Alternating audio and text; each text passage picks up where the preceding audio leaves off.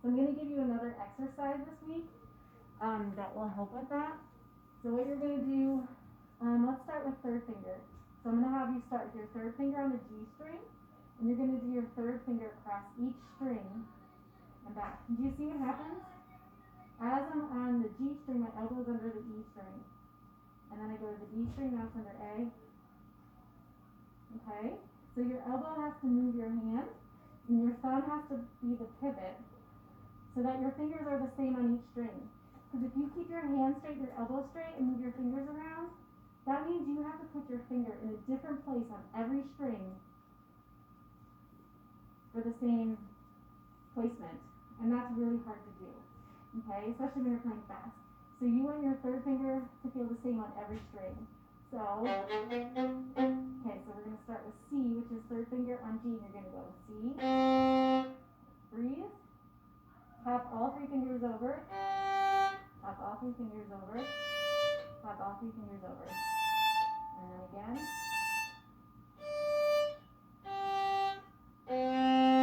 Okay, and nothing about your fingers should move. Your fingers should be going back and forth. They should stay exactly the same, kind of like a rainbow. And you want that rainbow to go all the way across the same way. Does that make sense? You want to try it with me? Okay, let's try. Say, yes, I do. That was more of a try it with me. That was more, yeah, that was not really a question. Try it with me. We're going to do third finger, third finger, third finger. Yeah, You gotta be careful with those. I know, Coleman picks up on that all the time. He's like, no. That's not what I meant. I'm not really asking you. I'm telling you.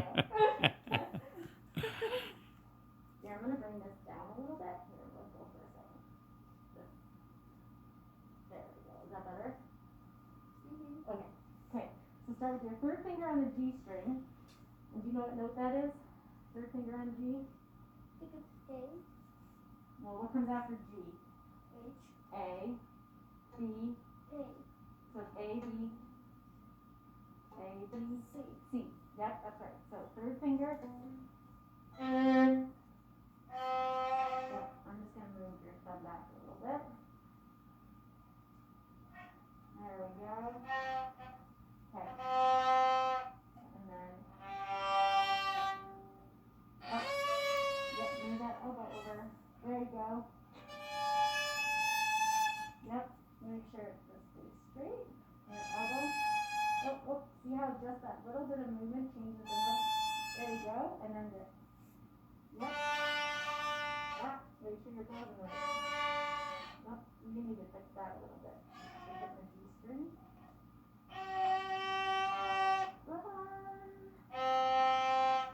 Yep, okay, so you want to make sure your elbow is kind of like a pendulum under here. Bum, bum, bum, bum. And as you move strings, it moves a little bit to keep your fingers in the right place. Because one tiny movement, like, okay, so here's the same note as D. If I just do this, totally different note. Totally different note, okay? So if my finger is not in the exact same place on each string, I'm going to have a hard time playing anything in tune, okay? Okay, so we'll do third finger all the way across. And I want you to say those note names. So you have C, third finger on D is what?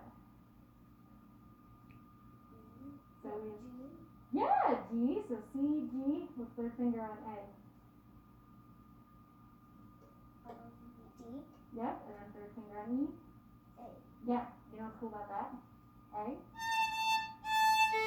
A. G. G. G.